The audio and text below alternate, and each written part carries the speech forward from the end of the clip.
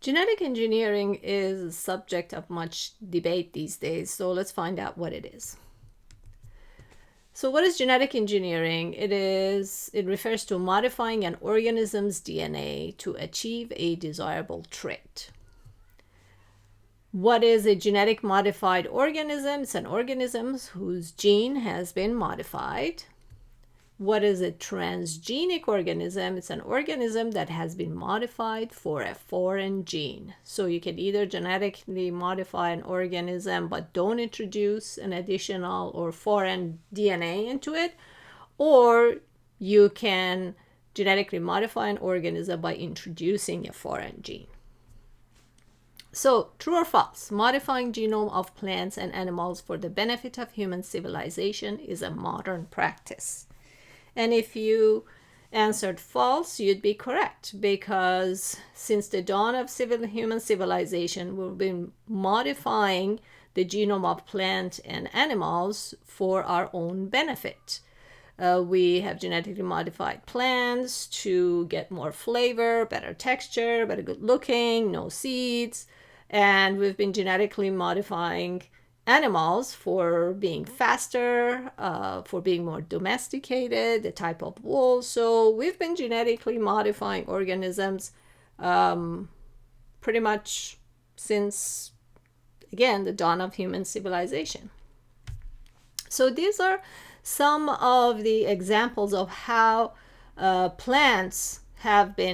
human beings have been modifying plant genomes to get the desired traits. So crossbreeding, it's when two different types of, let's say in this case apple, two different types of plants are mated together to get a new one. So this Honeycrisp apple gets its famous texture and flavor by blending the trait of its parents. The genome of grapefruit has been modified, for example, by radiating it with mutagens and therefore changing the genome of the grapefruit to give us a redder grapefruit, better looking. Polyploidy, which we heard about when we talked about genetics, is a method that is often used by plant producers to produce unseeded fruit. And polyploidy also is a very common natural way for plants to evolve. So what does it mean when you buy seedless grapes or seedless cucumber or seedless watermelon? Well, a seed is a baby. So if a fruit doesn't produce seed, that means that fruit cannot have babies. So if you eat seedless watermelon or seedless grapes, you're eating a fruit that has been modified by forcing it to undergo polyploidy such that it cannot produce babies, because seeds are babies. Then we have protoplast fusion. This is another example of fusing the cells of these two different types of plants to produce a desired outcome. Transgenesis is addition of genes from any species to create a new variety for desired traits. So in this case, the rainbow papaya is modified with a gene that gives us resistance to the papaya ring spot virus. And that basically saved the papaya production industry. And then we also edit the genome of plants to make them herbicide and pesticide resistant. And right now, a hope of genetic modification is, as climate change is getting worse and we're going to have more drought, the hope is that by genetic engineering, we can produce plants that are more drought resistant so we can eat.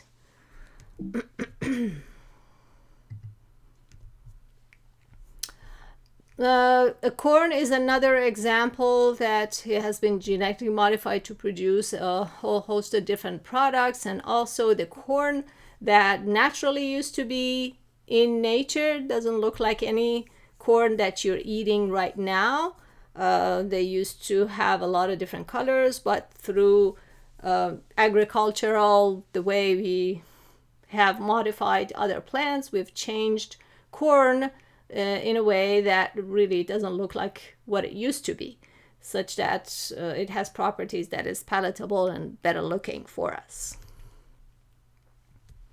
Now, gene therapy is a way of modifying the genome of an organism, and their aim is basically to cure disease or correct a mistake. Now, gene therapy has been tried for many, many years, and there hasn't been very many examples of successful treatment of diseases with this, but it does have potential. And one of the problems with this gene therapy technique that I'm showing here was because of what it resulted, the unwanted consequences. So let's say this is a cell from our organism that has a disease gene, and we wanted to go in and correct it. Well, you can put the correct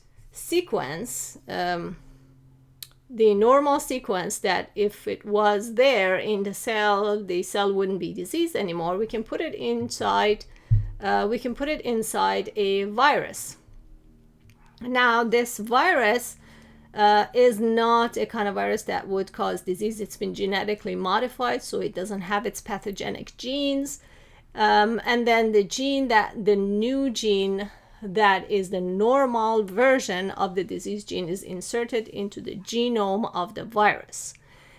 Why are we using virus? Well, because viruses are very, very efficient in introducing themselves into the cells of eukaryotic cells.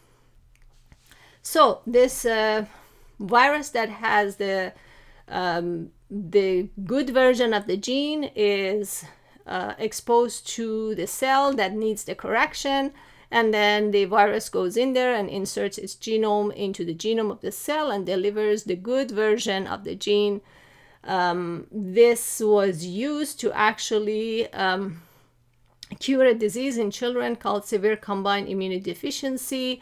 Those kids outside of a bubble, inside of a hospital, they would not exist because their immune system is totally wiped out because they have a disease gene. Now, the correct version of the gene was introduced to those children and they lived, but unfortunately, a number of them developed leukemia as a result of this treatment. And that's because this virus inserts itself randomly into the genome of the cell.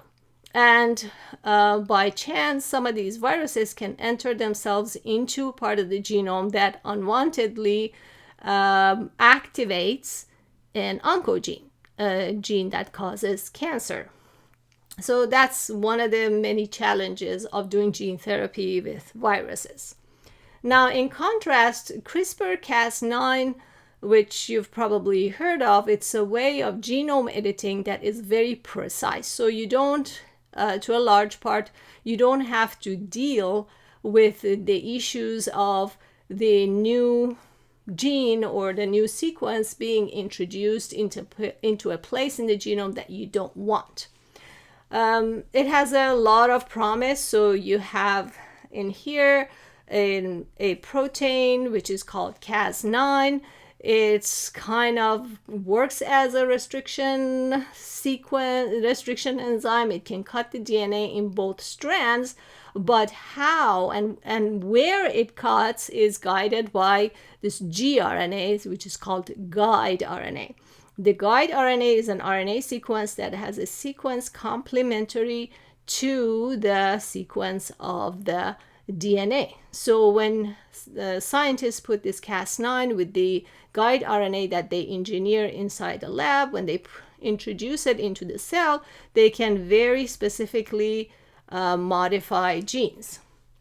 So in here, when you target a sequence and cut the DNA, what happens, the loose ends of the DNA is something that the cell can't tolerate. So the DNA repair mechanism rushes in and starts chewing back on the free ends and starts rebuilding the ends of the DNA, and very often it makes a mistake. So that in that case, you can deactivate, let's say, a gene that is causing the cell disease. You can also, a more advanced version of this CRISPR-Cas9 is a situation where you can actually correct a mistake on the genome, that's a little bit more advanced. So after this video, I have posted another video for you on Canvas, that the link to which is actually up there. I've posted on Canvas for you, which is a really nice explanation of what CRISPR-Cas9 is and how it works.